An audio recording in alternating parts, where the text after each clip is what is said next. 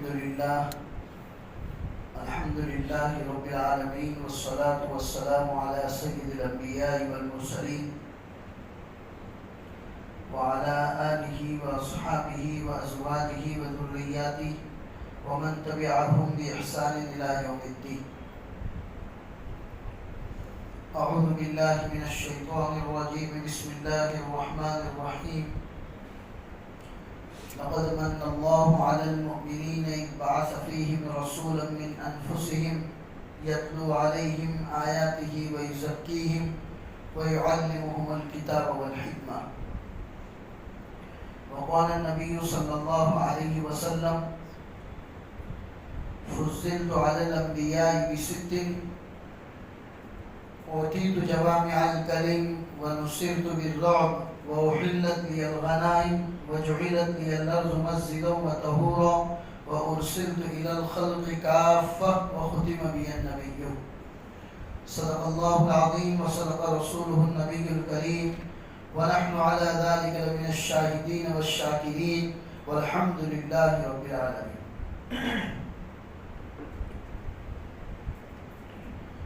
میرے محترم دینی بھائیوں،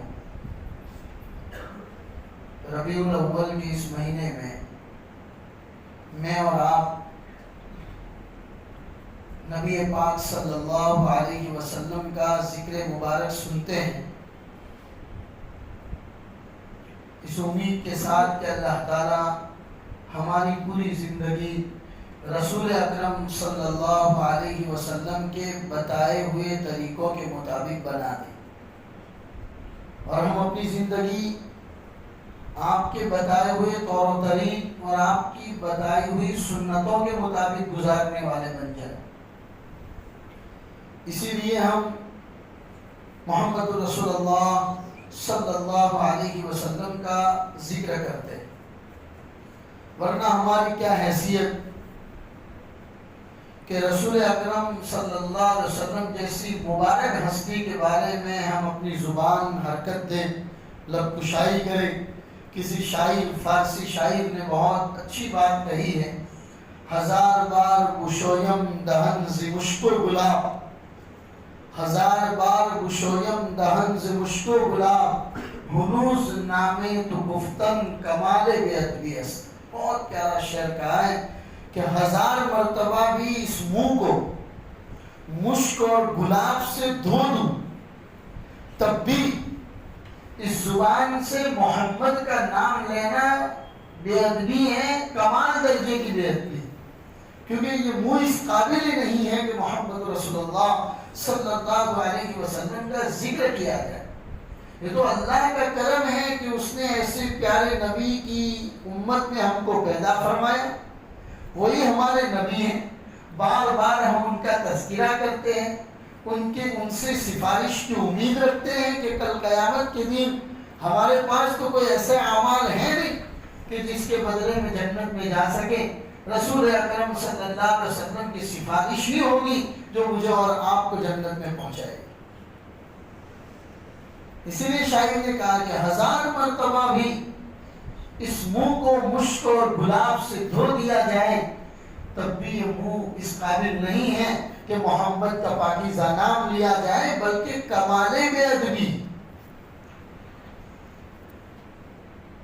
نبی پاک صلی اللہ علیہ وسلم کی تشریف آوری اس کائنات میں اللہ تبارک و تعالیٰ نے جو کی وہ اللہ کے بندوں پر اللہ کا احسان، اور وہی آیت میں نے ابھی آپ کے سامنے پڑھی۔ عام طور پر وہی آیت میں جمعہ کے پہلے خطبے میں بھی وہی آیت پڑھتا ہوں۔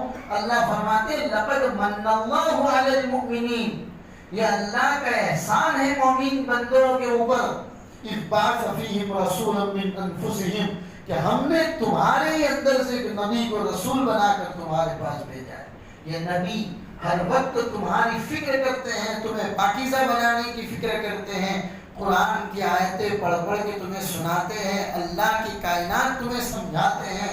یہ نبی چاہتے ہیں کہ میری امت کا ایک آدمی بھی جہنم میں جانے والا نہ ہو بلکہ جنت میں جانے والا بن جائے۔ ایک روایت میں فرمایا اللہ کے رسول نے کہ تمہیں کیا ہو گیا ہے، میں تمہیں پکڑ پکڑ کے جہنم سے روک کے جنت کے دروازے میں لے جانے کی کوشش کرتا ہوں اور تم ہو کہ جہنم کی طرف جا رہے. وَيُعَلِّمُهُمُ الْكِتَابَ وَالْحِكْمَةَ، یہ نبی ہیں جو تمہیں کتاب سکھاتے ہیں، جو نبی ہیں جو تمہیں حکمت کی باتیں سکھاتے ہیں، تمہیں پاکیزہ کرتے ہیں.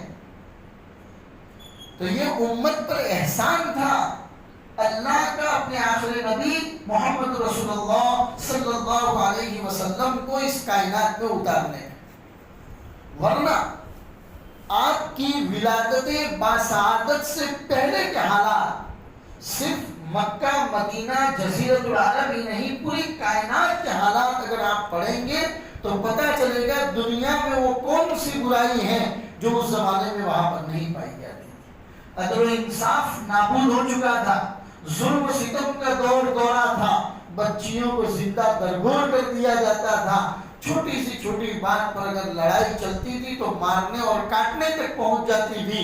اور اتنا ہی نہیں، باپ مرتے وقت وصیت کر کے جاتا تھا اپنی اولاد کو، فلاں خاندان کے ساتھ میری دشمنی ہے، اس دشمنی کو تم آگے تک لے کر جانا. دنیا کی جتنی برائیاں تھیں وہ اس زمانے میں پائی جاتی تھی. اللہ نے احسان فرمایا اس امت کے اوپر کہ اللہ نے اپنے آخری نبی محمد رسول اللہ صلی اللہ علیہ وسلم کا ظہور فرمایا. ولادت کے موقع کے واقعات بڑے عجیب و غریب ہیں میرے بھائی. شیاطین کہتے ہیں، شیطانوں کا کہنا ہے، ابلیس جو جناتوں کا سردار ہے، شیطانوں کا سردار ہے، وہ کہتا ہے کہ ہم لوگ پہلے آسمانوں کے اوپر جایا کرتے تھے اور اللہ اپنے فرشتوں کو جو حکم دیتا تھا اسی حکم کو ہم چوری چھپے سن لیا کرتے تھے. یہ کون کہہ رہا ہے؟ جنات کہہ رہے ہیں، ابلیس کہہ رہا ہے، شیاطین کہہ رہے ہیں کہ ہم لوگ آسمانوں کے اوپر جایا کرتے تھے اور اللہ اپنے فرشتوں کو جو احکام دیتے تھے وہ چوری سے ہم لوگ سن لیتے تھے اور نیچے زمین کے اوپر آ کر نجومیوں کو ہم لوگ بتا دیتے تھے. نجومی لوگ اس میں مسالہ لگا کر اپنی طرف سے سچ اور جھوٹ بیان کرتے تھے. ایک دن اچانک کیا ہوا کہ ہم لوگ آسمانوں کے اوپر گئے، ہم نے دیکھا کہ آسمان کے تمام دروازے ہمارے لیے بند کر دیے گئے اور اگر ہمارا کوئی جنات، ہمارا کوئی شیطان چوری چھپے کوئی بات سننے کی کوشش کرتا ہے تو اللہ کی طرف سے شہاب ثاقب، چمکتا ہوا ستارہ اس کے پیچھے ڈال دیا جاتا ہے جو اس کو جلا کر راکھ کر دیتا ہے. چنانچہ شیاطین کی میٹنگ ہوئی کہ آخر ایسا کیا ہوا، آخر ایسا کیا ہوا کہ آسمان کے دروازے ہمارے اوپر بند کر دیے گئے. تو ابلیس نے کہا کہ دنیا میں کوئی عجیب و غریب واقعہ پیدا ہوا ہوگا، کوئی نیا واقعہ ظہور پذیر ہوا ہوگا جبھی ہمارے لیے آسمان کے دروازے بند کر دیے گئے ہیں. چنانچہ پتا چلا جزیرۃ العرب کے اندر، آمنہ کے گھر کے اندر محمد رسول اللہ نام کے ایک لاڈلے پیدا ہوئے ہیں. ابھی تو یہ پیدا ہوئے ہیں، ان کی برکت یہ ہے کہ اللہ نے آسمان کے دروازے شیاطین کے لیے بند کر دیے. شیاطین کے لیے تمام دروازے اللہ نے بند کر دیے، اب یہ نہیں جا سکتے چوری چھپے آسمانوں کے اندر. ایران اور اس زمانے کی سب سے زیادہ سپر پاور طاقت سمجھی جاتی تھی وہ کیسر و کسریٰ، ان کی طاقت سپر پاور سمجھی جاتی تھی. ان کے دربار کے اندر 14 کنگورے لگے ہوئے تھے جس کو ہم جھومر بولتے ہیں، بڑے بڑے جھومر. 14 کنگورے لگے ہوئے تھے، آٹومیٹکلی وہ کنگورے گر گئے. ایران کے اندر ایک آگ تھی جو 1000 سال سے جل رہی تھی، کبھی بجھنے نہیں دیا گیا تھا. وہ آگ 1000 سال سے مسلسل جلتی چلی آ رہی تھی. جس دن محمد رسول اللہ صلی اللہ علیہ وسلم اس دنیا میں تشریف لائے وہ آگ ہی خود بخود بجھ گئی. ان کے نجومیوں نے ان کو بتایا کہ آخری نبی محمد رسول اللہ دنیا میں تشریف لا چکے. تو ظلم و بربریت کا دور دوڑا تھا پوری کائنات کے اندر میرے بھائیوں. اللہ نے احسان کیا اپنے بندوں کے اوپر کہ محمد رسول اللہ کو مبعوث فرمایا، آپ دنیا کے اندر تشریف لے آئے. حضرت آمینہ فرماتی ہیں ماں کو بچہ بچے کو پیٹ میں اٹھانے کا جو درد ہوتا ہے وہ درد مجھے کبھی نہیں، میں ایک نورانیت محسوس کرتی تھی، ہمیشہ اپنے آپ میں ایک نورانیت محسوس کرتی تھی۔ اور جب آپ کی ولادت ہوئی، اللہ تبارک و تعالیٰ نے انتہائی نور کے ساتھ، با خطرے کے ساتھ اللہ تبارک و تعالیٰ نے آپ کو پیدا فرمایا۔ بڑا عجیب و غریب ولادت و سعادت کا واقعہ ہے نبی پاک صلی اللہ علیہ وسلم کا۔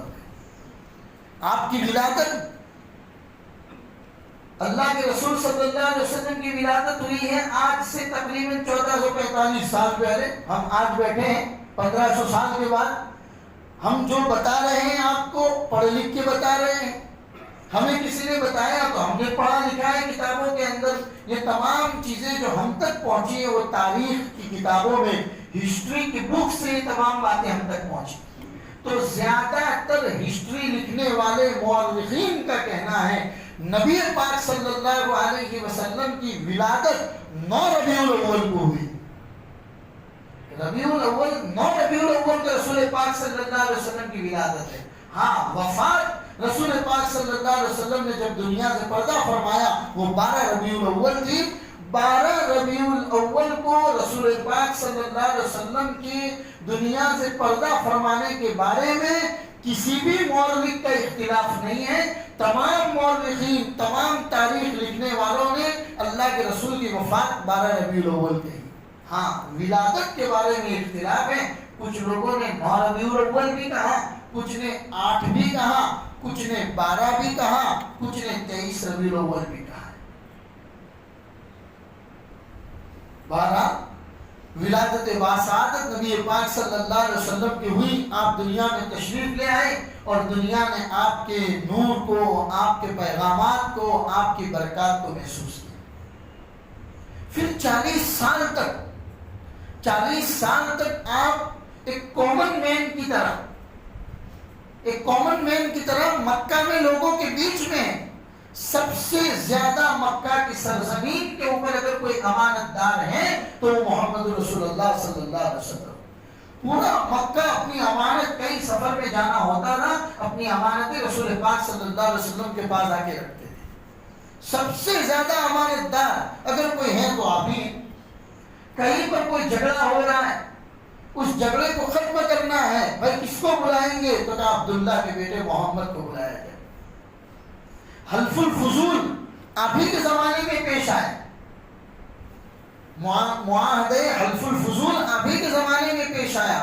عرب قوم تاجروں کو اور بڑے بڑے تجارتی قافلے جاتے تھے، ان کو لوٹ لیا کرتے تھے۔ کوئی مسافر ان کے علاقے میں آ جاتا تھا، اس کے سامان کو لوٹ کر اپنے گھر میں لے جایا کرتے تھے۔ یہ شکایتیں محمد رسول اللہ صلی اللہ علیہ وسلم کے پاس پہنچی، جبکہ آپ نبی نہیں ہیں۔ آپ کو اگر پتہ چلا، آپ نے قریش کے بڑے بڑے سرداروں کو بلایا اور کہا کہ معاہدہ کیا جائے اس بات کے اوپر کہ کسی بھی اجنبی آدمی کو غلط طریقے سے لوٹنا، اس کے سامان کو ہڑپ کرنا، اس کو مارنا، اس کو ظلم و ستم کرنا، یہ تمام چیزیں برائیوں میں داخل ہیں۔ اس کی وجہ سے پورے جزیرۃ العرب میں ہمارے علاقے کا نام بدنام ہوتا ہے۔ چنانچہ معاہدہ کیا رسول پاک صلی اللہ علیہ وسلم نے، آئندہ اگر کوئی اس طرح کی حرکت کرتا ہے تو اس کو ہمارے علاقے سے شہر بدر کر دیا جائے۔ اسی کو معاہدے حلف الفضول کہا جاتا ہے۔ کعبے کی تعمیر ہو رہی، بیت اللہ تعمیر کیا جا رہا ہے، حجر اسود کو اس کی جگہ پر رکھنے کی باری آئی تو ہر قبیلہ یہ کہتا ہے کہ یہ تو اعزاز والی بات ہے، ہم جا کے اس پتھر کو اس کی جگہ پر رکھیں گے۔ اور بات بڑھتے بڑھتے اس حد تک پہنچ گئی کہ لوگوں نے ہتھیار نکال دی۔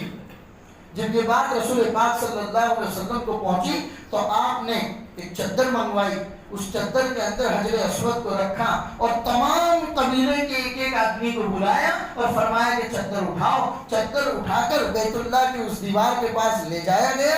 اللہ کے رسول نے اپنے مبارک ہاتھوں سے حجر اسود کو اس کی جگہ پر لگا دیا۔ پورا قصہ ہی، لڑائی اور جھگڑے کا قصہ ہی ختم ہو گیا۔ اس دن سے لے کر آج تک آپ کا وجود ہی سراپا امت کے لیے برکت ہی برکت، نور ہی نور ہے صلی اللہ علیہ وسلم۔ ورنہ کائنات کے حالات اس زمانے کے اندر ظلم و ستم ہر طرف تھا میرے بھائیوں. رسول پاک صلی اللہ علیہ وسلم نے انسان کو انسانیت کا سبق پڑھایا سب سے پہلے. یہ دنیا نے آج بن ہمن کے نام کا جو میسج چلایا ہے وہ آج چلایا ہے. رسول پاک صلی اللہ علیہ وسلم نے تو نبوت سے پہلے انسانوں کو سب سے پہلے انسانیت کا سبق سکھایا. سب سے پہلے انسانیت کا سبق محمد رسول اللہ صلی اللہ علیہ وسلم نے لوگوں کو سکھایا. جس کو حسان بن ثابت رضی اللہ تعالیٰ عنہ نے فرمایا وَأَحْسَنَ مِنْكَ لَمْ تَرَ قَطُّ عَيْنِي وَأَجْمَلَ مِنْكَ لَمْ تَلِدِ النِّسَاءُ خُلِقْتَ مُبَرَّأً مِنْ كُلِّ عَيْبٍ كَأَنَّكَ قَدْ خُلِقْتَ كَمَا تَشَاءُ. کتنا پیارا اشعار اللہ کے رسول صلی اللہ علیہ وسلم کے پرائیویٹ شاعر تھے حسان بن ثابت رضی اللہ تعالیٰ. کیونکہ وہ زمانہ شعر و شاعری کا زمانہ تھا. مشرکین مکہ اللہ کے رسول کو کوئی غلط بات بھی اگر بولتے تھے تو شعر و شاعری بھی بولتے تھے. تب اللہ کے رسول حضرت حسان کو بلاتے تھے اور فرماتے تھے حسان اس شعر کا جواب دو. تب حضرت حسان اس شعر کا جواب دیا کرتے تھے. اور رسول پاک صلی اللہ علیہ وسلم کی پوری سیرت کے بارے میں انہوں نے فرمایا وَأَحْسَنَ مِنْكَ لَمْ تَرَ قَطُّ عَيْنِي. خدائے پاک کی قسم میری آنکھوں نے اتنا حسین کبھی کسی کو نہیں دیکھا. وَأَجْمَلَ مِنْكَ لَمْ تَلِدِ النِّسَاءُ. خدائے پاک کی قسم کسی عورت نے اتنا خوبصورت بچہ ہی کبھی نہیں جنا. وَأَجْمَلَ مِنْكَ لَمْ تَلِدِ النِّسَاءُ خُلِقْتَ مُبَرَّأً مِنْ كُلِّ عَيْبٍ. اللہ نے تمام عیوب سے پاک صاف شفاف آپ کو پیدا کیا. کأنک قد خلقت کما تشاء. ایسا لگتا ہے کہ اللہ نے آپ کو ایسا بنایا جیسا آپ نے چاہا. جیسا آپ نے چاہا اللہ نے آپ کو ایسا بنایا. کأنک قد خلقت کما تشاء. پھر پوری لائف جو آپ کی گزر رہی ہے میرے بھائیوں پوری اسٹرگل کی لائف ہے. ایسا نہیں ہے کہ ہاشم خاندان میں پیدا ہو گئے تو کوئی تکلیفوں کا سامنا نہیں کرنا پڑا. پیدا ہونے سے پہلے اللہ نے باپ کا سایہ اٹھا دیا. ایک بچے کو جب باپ کے بغیر زندگی گزارنی پڑتی ہے بچے کی فیلنگ شاید ہم سمجھ نہ سکیں نہ سمجھ سکے. بچے محسوس کرتے ہیں اس بات کو جب اس کا باپ نہیں ہوتا. اور دوسرے بچے کے باپ جب اس کو تمام ساز و سامان لا کر دیتے ہیں تو بچہ محسوس کرتا ہے کاش میرا بھی باپ ہوتا. ولادت سے پہلے ہی باپ کا سایہ اٹھا دیا. ابھی تھوڑے اپنے آپ کو اسٹیبل ہوئے تھے سنبھالنے کے قابل ہوئے تھے. یہاں اماں بھی اللہ کو پیاری ہو گئی. دادا عبد المطلب آپ کو سنبھالنے لگے. تھوڑے اور بڑے ہوئے تو دادا بھی اللہ کو پیارے ہو گئے. پھر آئے چچا ابو طالب وہ آپ کی پوری پرورش کر رہے ہیں آپ کے ہر چیز کا خیال رکھ رہے ہیں. جب آپ کو نبوت ملی اور نبوت کے بعد مشرکین مکہ نے ستانا شروع کیا زیادہ سپورٹ کی ضرورت تھی. اس وقت بی بی خدیجہ بھی اللہ کو پیاری اور یہاں چچا ابو طالب بھی اللہ کو پیاری. کسی شاعر نے کہا پیدا ہوئے تو باپ کا سایہ اٹھا دیا. گھٹنوں چلے تو دادا آدم کو روانہ تھے. چلنے لگے تو مادر و عم ہو گئے جدا. ہر ایک سایہ سر سے یہ اٹھتا چلا گیا. سائے پسند آئے نہ پروردگار کو بے سایہ کر دیا اس سایہ دار کو. الم یجدک یتیما فآوا. اللہ قرآن میں بار بار اپنے نبی کی اس احسان کو یاد فرماتے ہیں محمد ہم نے آپ کو یتیم پیدا کیا فآوا پھر ہم نے ٹھکانہ بھی آپ کو دیا. تو اسٹرگل والی لائف پوری گزر رہی ہے میرے بھائیوں. پوری اسٹرگل والی لائف. نبوت کے بعد 13 سال مکہ المکرمہ کی زندگی انتہائی تکالیف اور انتہائی محنتیں اور مشقتوں والی لائف آپ کی گزر رہی. 10 سال مکہ سے ہجرت کر کے ہم نے تو بول دیا اللہ کے رسول ہجرت کر کے مدینہ تشریف لے گئے. لیکن پوچھئے اس نبی سے جا کر کہ آپ کے دل پر کیا گزری تھی. جہاں پر آپ نے 53 سال گزارے تھے اس سرزمین کو جب آپ کو چھوڑنا پڑا ہوگا اس وقت آپ کے دل پر کیا گزری تھی.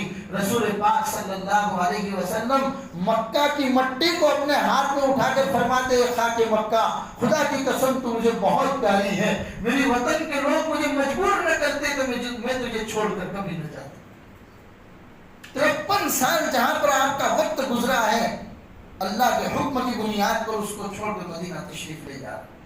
مدینہ جانے کے بعد 10 سال کی مدینہ المنورہ کی زندگی ہے میرے بھائیوں، لیکن آپ 10 سال کی ہجرت کے بعد کی آپ کی زندگی کو پڑھیں گے، آپ کو احساس ہوگا ایک دن امن چین اور سکون والا دن اگر ہو تو صرف امت کی فکر محمد رسول اللہ کا لایا ہوا دین دنیا کے کونے کونے میں کس طریقے سے پہنچے، لوگوں کو اللہ اور اس کے رسول کی محبت سے کیسے واقف کرائے جائے، دشمنوں کے طور و طریق کو چھوڑ کر دین حنیف کے طریقے کو اپنانے والے کیسے بن جائے۔ 10 سال کی ایک دن آپ کی اسی کے اندر گزرتی۔ عائشہ صدیقہ رضی اللہ تعالیٰ عنہ فرماتی ہے زندگی میں شب برات میں ایک مرتبہ آپ قبرستان تشریف لے، ایک مرتبہ شب برات بہت بڑی رات ہے جس میں اللہ تعالیٰ انسانوں کی تقدیر کے فیصلے فرماتا ہے، کون مرے گا کون جیے گا، کون کو روزے میں برکت ملے گی کس کو گھاٹا ہوگا، تقدیر کے اللہ فیصلے فرماتا ہے۔ اس رات میں نے محمد رسول اللہ صلی اللہ علیہ وسلم کو سجدے میں دیکھا، میں نے کان لگائے تو آپ کی زبان سے یہی جملہ ہے یا ربی امتی یا ربی امتی، اے اللہ میری امت پر رحم فرمائے، اللہ میری امت پر رحم فرمائے۔ ہر وقت اپنی امت کی فکر ہے میرے بھائیوں، پورے 10 سال کی زندگی بھی اسی کے اندر گزری۔ ایسا اعلیٰ سے اعلیٰ سید الانبیاء تمام نبیوں کا سردار اللہ نے بغیر مانگے اس نبی کی امت نے مجھے اور آپ کو پیدا فرمایا، اور ہماری ذمہ داری یہاں سے شروع ہوتی ہے کہ ہم اپنی زندگی اسی نبی کے لائے ہوئے احکام کے مطابق گزاریں۔ بڑی فضیلتوں سے اللہ نے آپ کو نوازا تھا، نبی تو اس کائنات کے اندر 1,24,000 ہیں، لیکن آپ کے بارے میں محمد رسول اللہ کے بارے میں فرمایا گیا جس کو عام طور پر میں جمعہ کے خطبے میں وہ روایت پڑھتا ہوں، فضلت علی الانبیاء بست، اللہ کے رسول صلی اللہ علیہ وسلم نے فرمایا کہ مجھے نبیوں پر دیگر نبیوں کے مقابلے میں مجھے 6 چیزوں میں اللہ نے فضیلت عطا فرمائی، 6 چیزوں میں میں بالکل ڈیفرنس ہوں، میں بالکل ممتاز ہوں، اللہ نے مجھے الگ بنایا نبیوں کے مقابلے میں۔ فضلت علی الانبیاء بست، سب سے پہلی چیز گنوائی اعطیت جوامع الکلم، اللہ نے مجھے جوامع الکلم عطا فرمایا۔ جوامع الکلم کہتے ہیں شارٹ جملے، شارٹ سینٹنس، اللہ نے ایسے چھوٹے چھوٹے جملے عطا فرمائے، بولنے میں تو چھوٹا سا جملہ معلوم ہوتا ہے لیکن اگر اس کا معنی مطلب تشریح لوگوں کو بیان کرنے بیٹھو تو وقت کے وقت گزر جائیں، دفاتر کے دفاتر ختم ہو جائے، ایسے شارٹ جملے اللہ نے مجھے عطا فرمائے جو کسی اور نبی کو نہیں ملے۔ اس میں سے 2-4 جملے میں اگر آپ کو سنا دوں، چھوٹا جملہ اللہ کے رسول نے فرمایا انما الاعمال بالنیات، اعمال کا دار و مدار نیت پر ہے، جو بھی اعمال کرو نیت درست ہے تو ثواب ہے، نیت درست نہیں تو گناہ ہے۔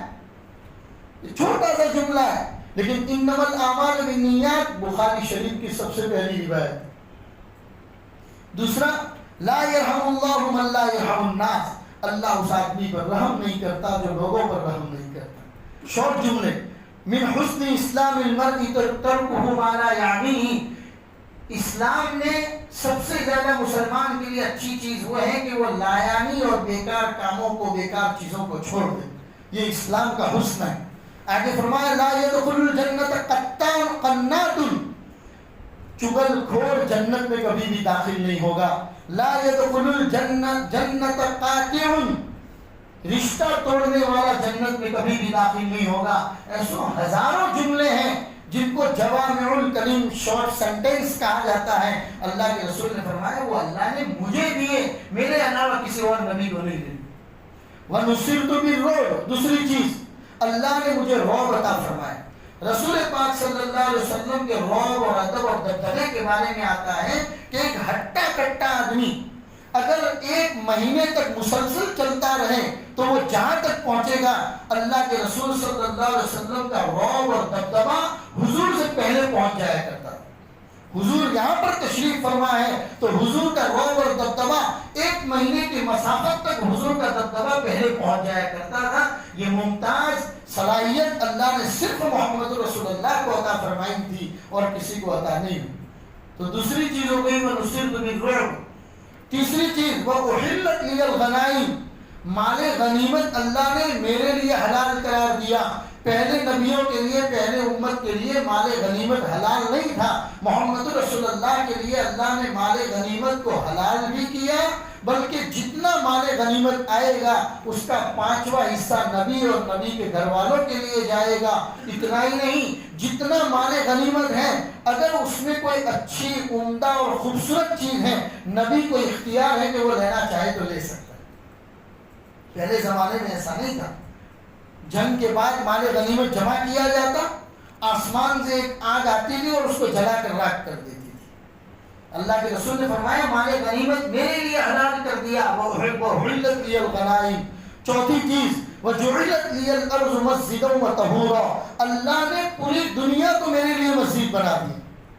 پہلے نبیوں میں اور ان کی امتوں میں یہ بات نہیں تھی. عبادت کرنی ہے، ایک مخصوص عبادت خانہ ہے، وہاں جا کے عبادت کرو.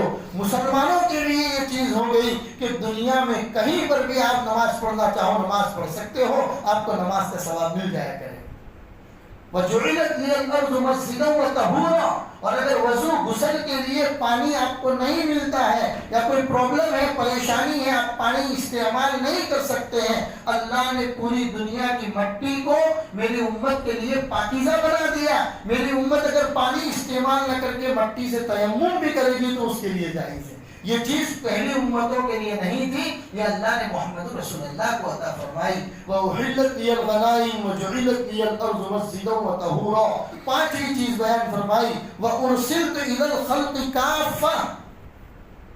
پہلے زمانے کے نبی ایک گاؤں کے لیے، ایک محلے کے لیے، ایک علاقے کے لیے آتے تھے. میں پوری کائنات کے لیے نبی بنا کر بھیجا گیا ہوں، اور صرف انسانوں کے لیے نہیں بلکہ اللہ نے جناتوں کا بھی مجھے نبی بنا کر بھیجا. میں انسانوں کا بھی نبی ہوں، جناتوں کا بھی نبی ہوں. قرآن کریم کے 29ویں پارے میں قُلْ أُوحِيَ إِلَيَّ أَنَّهُ اسْتَمَعَ نَفَرٌ مِّنَ الْجِنِّ فَقَالُوا إِنَّا سَمِعْنَا قُرْآنًا عَجَبًا. اس کے اندر اسی مضمون کو بیان کیا گیا. تو اللہ کے رسول نے فرمایا میں پوری کائنات اور صرف ایک علاقے کے لیے نہیں بلکہ قیامت تک جتنے انسان اس کائنات میں آئیں گے ان تمام کے لیے میں ہی نبی بنا کر بھیجا گیا ہوں. اور چھٹی چیز اللہ کے رسول نے فرمایا وَخُتِمَ بِيَ النَّبِيُّونَ. میرے اوپر اللہ نے نبوت کا سلسلہ ختم کر دیا. اب میرے بعد کوئی نبی نہیں آئے گا. شریعت محمدی شریعت ہی آخری شریعت ہے. آپ کے بعد کوئی نیا نبی نہیں آئے گا. آخر زمانے میں قیامت سے پہلے حضرت عیسیٰ علیہ السلام آئیں گے. وہ بھی قرآن کو فالو کریں گے، اپنی انجیل کو فالو نہیں کریں گے. محمد رسول اللہ کی شریعت کو اپنائیں گے، انجیل کو نہیں اپنائیں گے. تو یہ 6 چیزوں میں اللہ کے رسول نے فرمایا کہ اللہ نے مجھے ممتاز بنایا ہے، جو دوسرے نبیوں کو نہیں ملی وہ ہمیں ملی. ہمارا عقیدہ بھی اسی بات کے اوپر ہے. اللہ کے رسول نے فرمایا إِنَّهُ سَيَكُونُ فِي أُمَّتِي كَذَّابُونَ 30. میری امت میں 30 جھوٹے پیدا ہوں گے. یاد رکھو كُلُّهُمْ يَزْعَمُ أَنَّهُ نَبِيٌّ. ان میں سے ہر ایک نبی ہونے کا دعویٰ کرے گا، لیکن تم یاد رکھنا انا خاتم النبیین لا نبی بعدی. میں آخری نبی ہوں، میرے بعد کوئی نبی آنے والا نہیں. آج دنیا میں قادیانیت کا زور ہے. پہلے قادیانیت پڑوسی ملک کے اندر تھا، پھر انہوں نے اپنا سینٹر اسرائیل کے اندر بنایا. اب اسرائیل کا ہمارے یہاں کے لوگوں کے ساتھ تعلقات مضبوط ہونے کی وجہ سے اسرائیل گورنمنٹ چاہتی ہے کہ انڈیا کے اندر بھی جگہ جگہ پر ان کے سینٹر بنائے جائے. اور کچھ لوگوں نے کھیڑا، احمد آباد کے نارول وغیرہ کے علاقے میں، اسی طریقے سے ساؤتھ انڈیا میں کرناٹک کے بیدر وغیرہ کے علاقوں میں ان قادیانیوں نے اپنی کوششیں شروع کر دی ہیں. لیکن میرے ایمان والے بھائیوں، دار ارقم کے مسلیوں، ایمان ہمارا اس بات پر مضبوطی کے ساتھ ہونا چاہیے، تب جا کے ہم ایمان والے اور مسلمان ہیں، ورنہ ایمان کا خطرہ ہے. ایمان اس بات پر لا الہ الا اللہ محمد رسول اللہ، یہاں اللہ کے سوا کوئی معبود نہیں تو یہاں محمد کے علاوہ کوئی رسول نہیں. محمد ہی آخری رسول ہے. آپ کے بعد کوئی نیا نبی نہیں، کوئی نئی شریعت نہیں، کوئی نیا رسول نہیں. اگر کوئی بھی آدمی نبی ہونے کا دعویٰ کرتا ہے، چاہے وہ پھر قرآن پڑھتا ہو، حدیث بیان کر کے کرتا ہو، ہم اس کے منہ پہ تھوکیں گے لیکن کبھی اس کو نبی نہیں مانیں گے. یہی ہمارا اس بات کا عقیدہ ہے. اس کو ایمان کو مضبوط کرنے کی علامت ہے یہ سب سے بڑی بات میرے بھائیوں، اسی کو مضبوط کرنے کی ضرورت ہے۔ اللہ نے ایسا پیارا نبی ہم سب کو عطا فرمایا ہے، تو رہی صحیح زندگی بھی اسی نبی کی شریعت کے مطابق گزارنے والا اللہ ہمیں بنا دے۔ جس کو کسی شاعر نے کہا کہ سلامت رہے تیرے روزے کی جالی، چمکتا رہے تیرے روزے کا منظر، چمکتا رہے تیرے روزے کا منظر، سلامت رہے تیرے روزے کی جاری۔ ہمیں بھی عطا ہو وہ جذبِ ابوذر، ہمیں بھی عطا ہو وہ روح بلالی۔ صلی اللہ علیہ وسلم وصلی اللہ علی النبی الکریم وعلی آلہ واصحابہ اجمعین برحمتک یا ارحم۔